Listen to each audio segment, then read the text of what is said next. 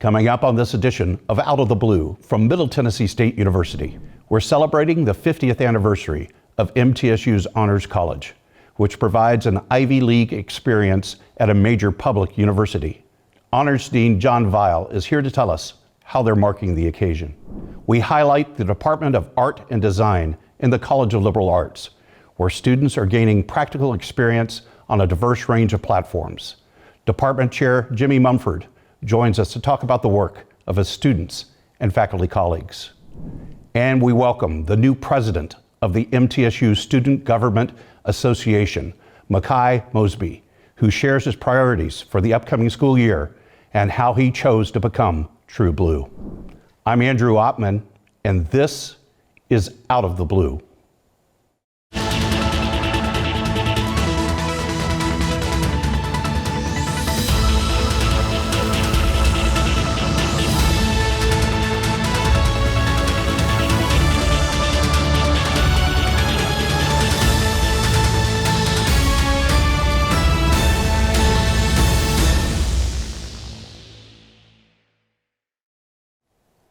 Welcome to Out of the Blue. I'm Andrew Oppmann. We're celebrating the 50th anniversary of MTSU's Honors College, which provides an Ivy League experience at a major public university. It's the first honors college on a public Tennessee campus. Honors Dean John Weil is here to tell us how they're marking this great occasion.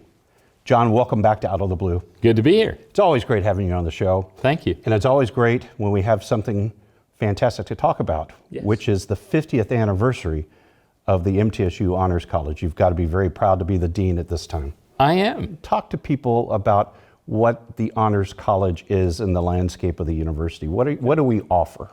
And actually, I probably should clarify because I probably misstated it. We started what was an honors program in 1973 and 1998, which is 25 years, so we're sort of halfway through now. We became a college, and then shortly thereafter in 2004 we moved into our own building, which you may remember one of the first things that Dr. McPhee worked on as president. We had a gift from Paul Martin, our first graduate, and his brother Lee, and he helped to match that, and we're now, because of that, in a great building. But honors is, we serve the entire university. We're sort of a community within a community. Try to have smaller, more interactive classes.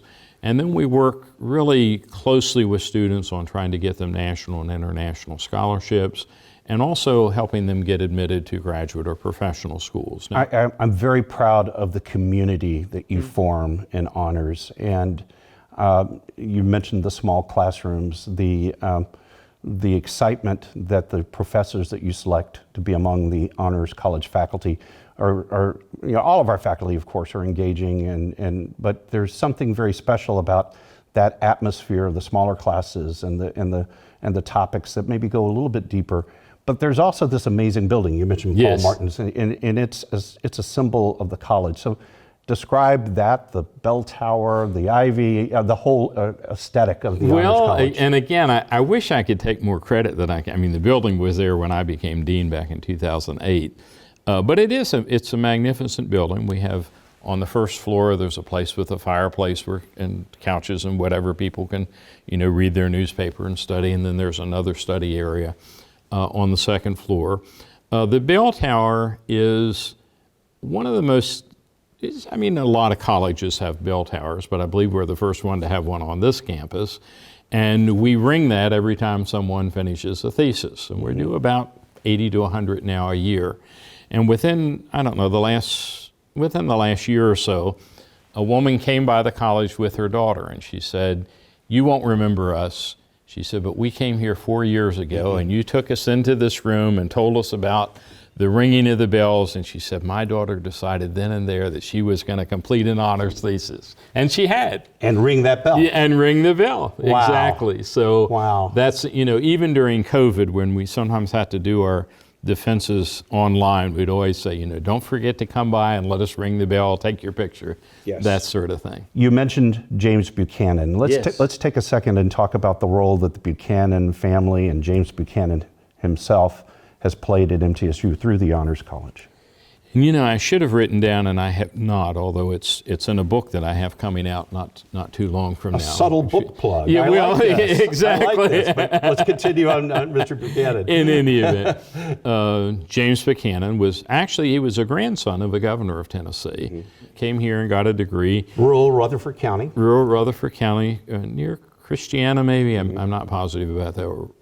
But in any event, he went on to go to University of Tennessee, I believe, for a year or two, got a master's, and then went to University of Chicago, which is sort of a powerhouse for producing economists, and then was eventually named as a Nobel Prize winner, which, to my knowledge, there's no higher honor one can get than that. And he retained a very intense love for the Honors College. He initially let us use his name for the scholarship, and when he passed away, he left a very substantial fund, which we've been able to use for the enhancements that we've done for Buchanan. It's remarkable having the opportunity to met him before he passed, but also Yes. the family and their love of the Honors College. Okay, so let's mention the book real fast. okay. I mean, we don't have the book to show, but I it's think we almost have a done. picture, but right? we've got a cover. So Yeah, why don't you hold it up and, Okay, and do it like point that. it towards there? Okay. Yeah. So talk to me about that book. It's John, you've written many books, Yes. and we could spend the entire The making of books, there is we no can spend end. the is entire there? half hour on your Yes. book, but this you're trying to capture and chronicle the history of the Honors College. Right. And frankly, I mean, I did get my name on the cover because I did the written part, but it has, people will like, even if they don't want to read me, there are lots of nice pictures going all the way back to the founding of MTSU, and then early honors classes and scholarship and fellowship winners and trips that we've taken and other honors and whatever. And of course, during September, we're going to have a lot of commemorations. Yes. There'll be eventually a special edition of your magazine Yes. that's devoted to the anniversary. A lot of things celebrating. If you walk past the building right now, there's a big banner saying this. There is, So, and there are going to be some smaller banners out as well. so we're really going to be drawing attention. What are the things that you're proudest most about the Honors College? And I bet you the words Fulbright and Goldwater might come out of that discussion. Well, the primary metrics we use are how many complete the honors program, and that's basically getting a minor that includes writing a thesis. How do our kids do when they apply to graduate and professional schools? And what kind of retention rates do we have? Honor students, they tend to stay and they tend to graduate. We talk about a 6-year graduation rate. Almost always they graduate within 4 years. But how many of our students have been able competitively, nationally and regionally to get awards? It hadn't been that long ago. I believe that when I became dean, and I'm not taking the credit for this, but just to sort of show the progression, I believe there have been maybe 1 or 2 Fulbright students that we know of from the campus. And since about 2008 or 10, we've had 1 or more people spend a year teaching or studying abroad in what's known as a Fulbright program almost every year since. I know Dr. Mathis, the year before I got here, I believe it was a year or 2 before, he had set up what's known as our undergraduate fellowship office. And that had already paid off with our first Goldwater, Taylor Barnes. And that's an award that's given to undergraduates who are in the sciences. Well, almost every year since, we've had 1 or more of those. Phi Kappa Phi is one of 2 national honor societies that we sponsor. They give a fellowship of about $6,000 to $8,000 a year. Again, almost every year we've had someone get one of those. In the sciences, they have something called REUs, Research Experiences for Undergraduates, and they pay kids like $5,000 to $7,000 plus expenses to work with a professor and a dozen other students over the summer. I think this year we had a record 7 or 8 students from MTSU going all over the country to these experiences and coming back often, with a start on their thesis or a start on something that they're able to publish. So we're really excited about that. And, John, if I want to find out more, I go to your website. What is it? Yes, www.mtsu.edu/honors.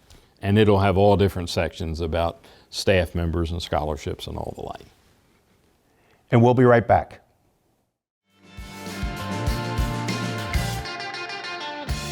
am True Blue. As a member of this diverse community, I am a valuable contributor to its progress and success. I am engaged in the life of this community. I'm a recipient and a giver. I am a listener and a speaker. I am honest in word and deed. I'm committed to reason, not violence. I am a learner. Now and forever. I am a Blue Raider. I am a Blue Raider. I am a Blue Raider.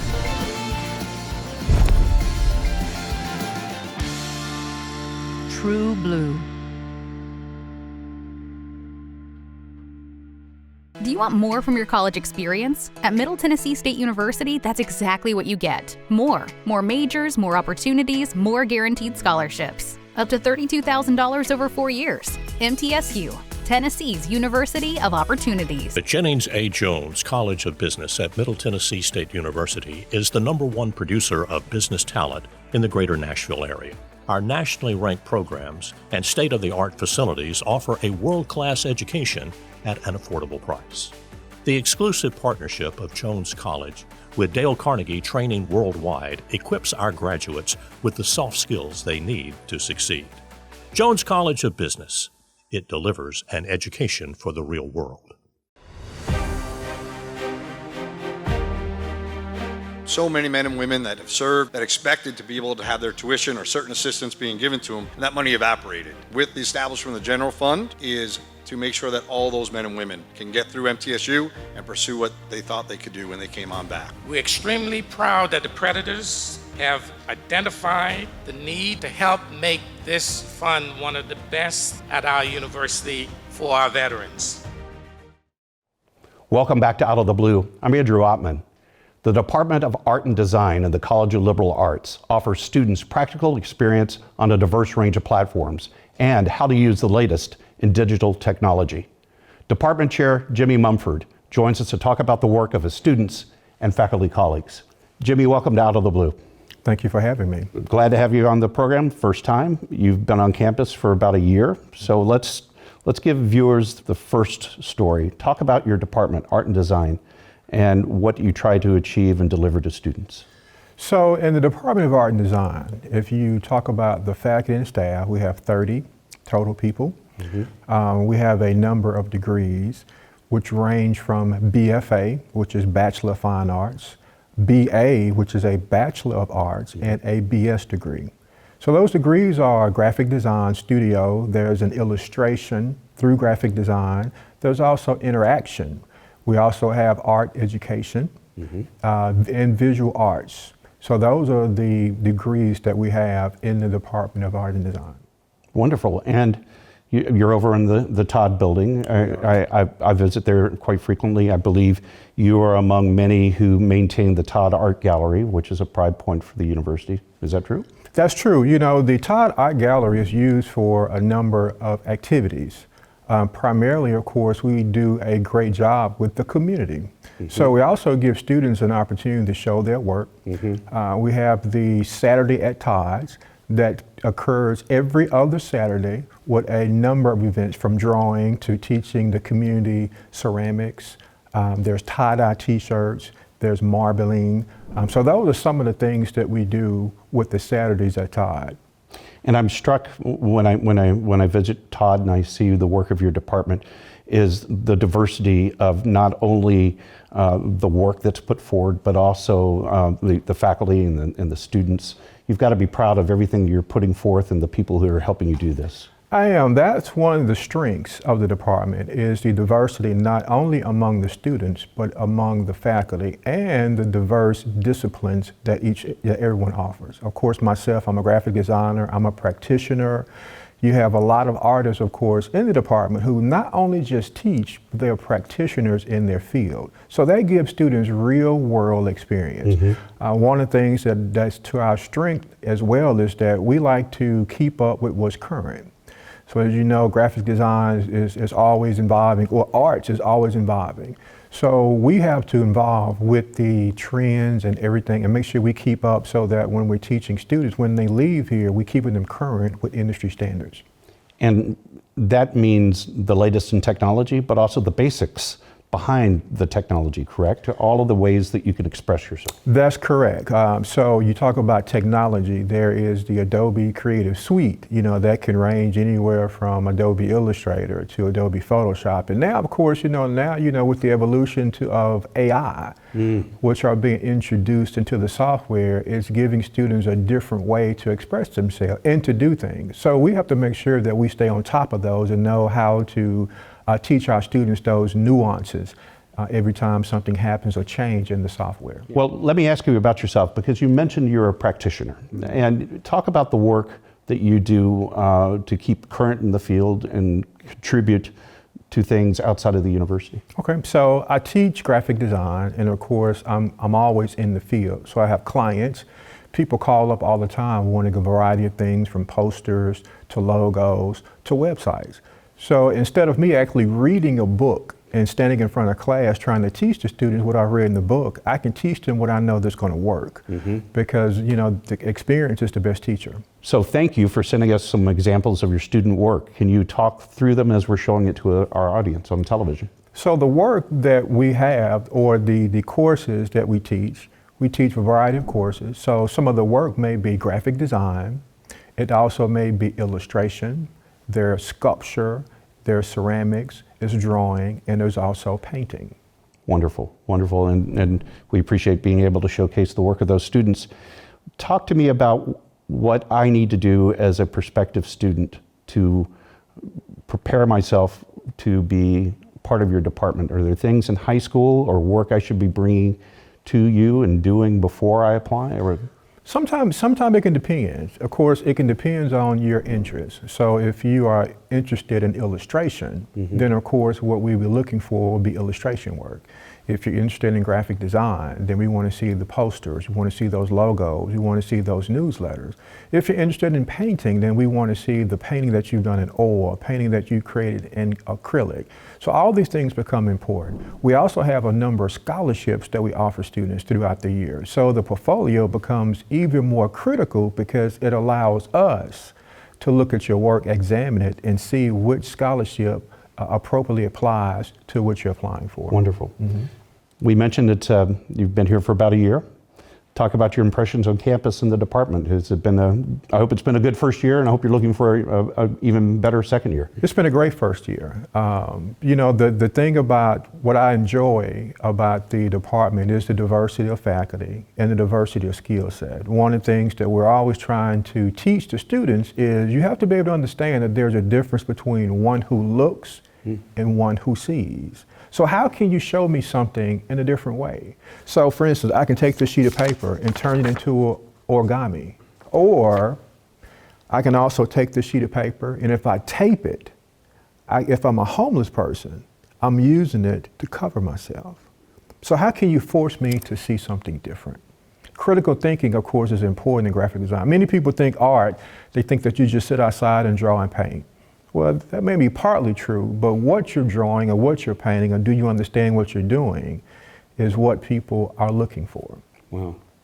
Jimmy, you also wanted to pass along a kind of a pro tip about some prefix changes and how we identify courses. Can you talk through those real fast? Yeah, so recently we went through the curriculum committee. We've updated a bunch of courses through the Department of Art and Design. So in addition to the ART prefix, we've added 3 new prefixes, which are DGSN, which is graphic design, ILLU, which is illustration, and IDX, which is interaction design. So if I'm trying to find those courses, and maybe I saw them before under ART, they're now separated by these prefixes. That's correct.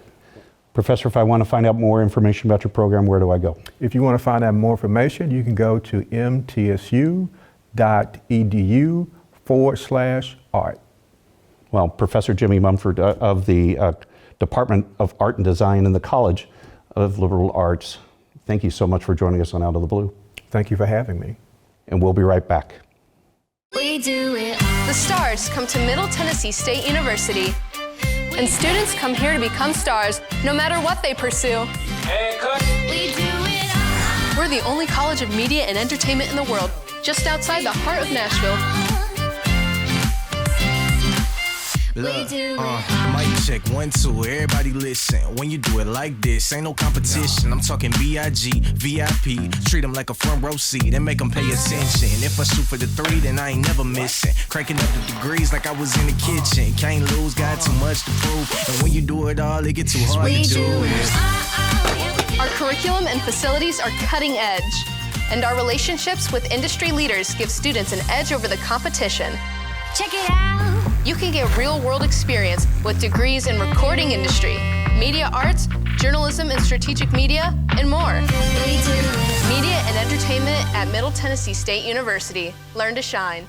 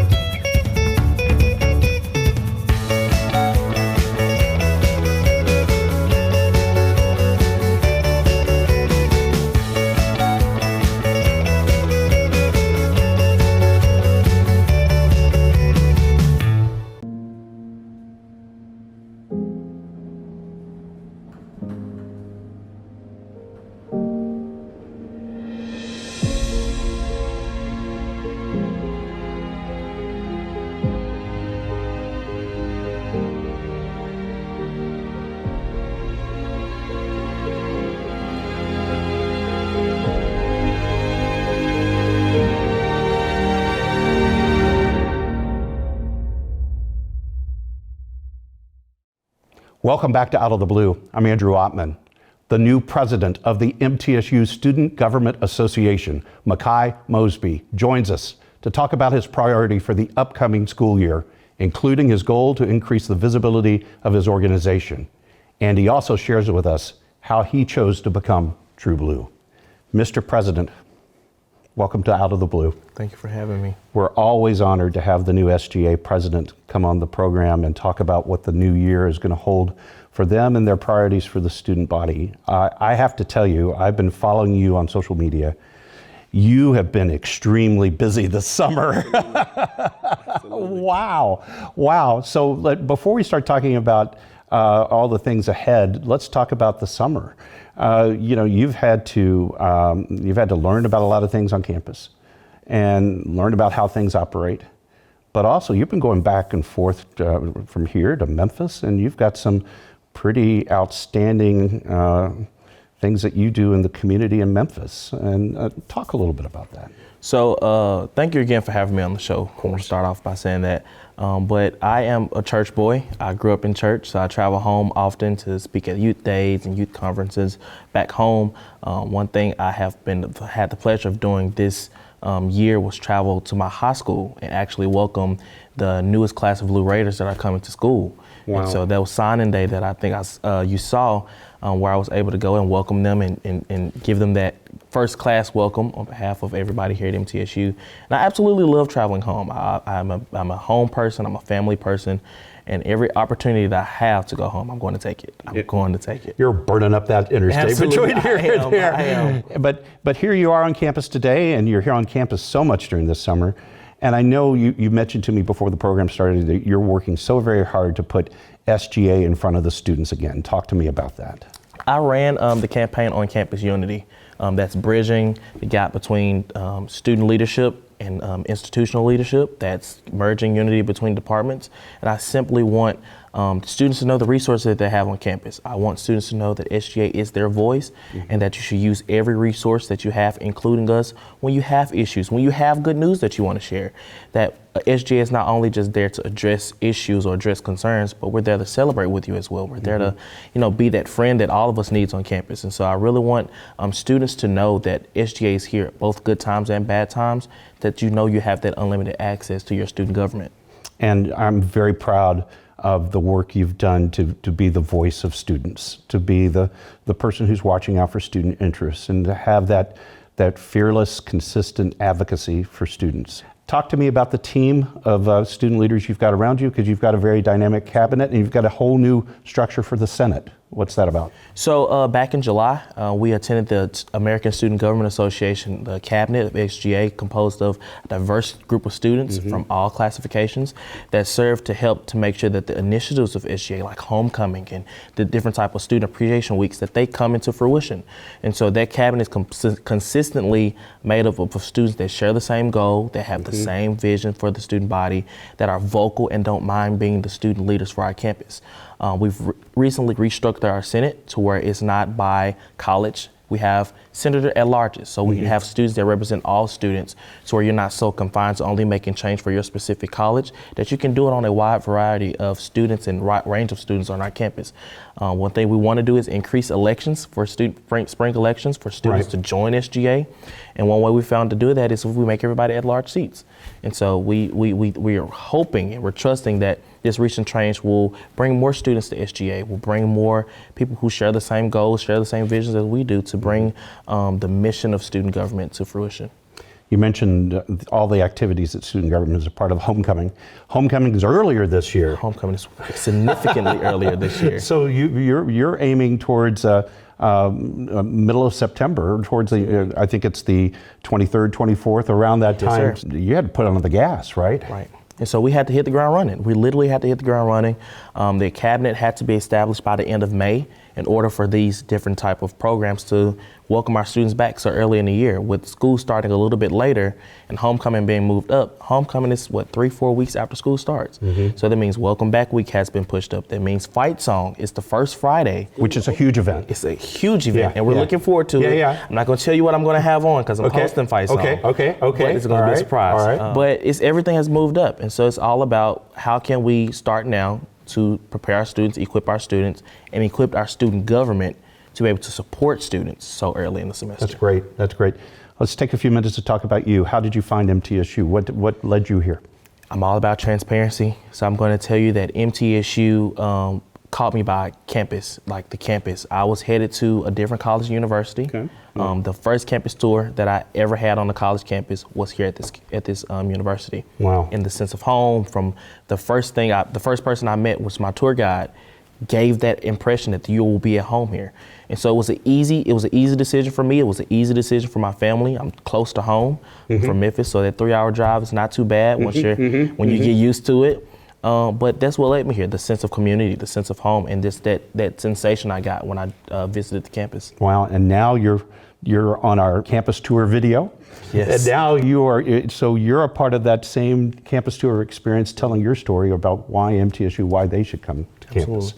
Okay, so where can I find out more about student government if I'm a student or I'm a parent of a student that wants to get involved? mtsu.edu/SGA. We have different pages on what you want to do on campus. We want to make sure that we have those resources for students, whether it be the freshman council that we have for our new Blue Raiders that are joining, or we have different committees from homecoming and marketing. Whatever sparks your interest, we want to be able to use that here at SGA. President Mosby, thank you for coming on Out of the Blue and sharing your priorities. You've got a lot of work to do. Absolutely. And you're doing a great job. Thank you so much. Thank you so much for having me. And this does wrap up this edition of Out of the Blue. A reminder, you can find news about the campus 24 hours a day by going to our website, mtsunews.com. You can also find additional special content on our social media platforms, Twitter, Facebook, and Instagram. Broadcasting from the Center for Educational Media, I'm Andrew Ottman. Stay safe, stay on course, and remain true blue.